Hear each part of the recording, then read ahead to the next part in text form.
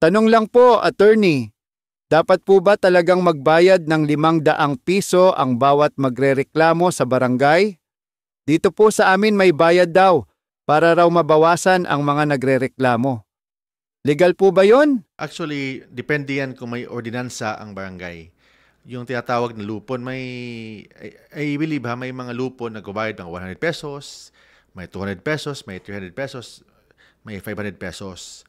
Yung bayad na yan, hindi pwede yan na bayad lang dahil gusto nilang magsingil ng 500 pesos. Kailangan may basihan sa pagbayad. Dapat may ordinansa, barangay ordinance, para sa lupon, para may funds naman ang lupon.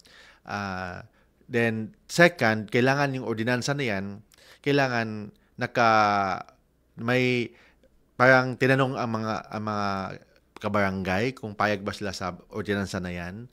And may consultation, may publication.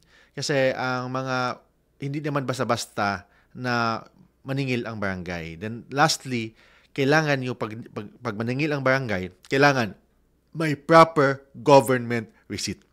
Hindi pwede na tanggapin lang ni kapitan lang tanggapin lang ni kagawad, tapos okay na yung lupon, hindi ganon. Kailangan na may proper government receipt para at least papunta sa kaban ng bayan yung mga binayad po natin na lupon fees.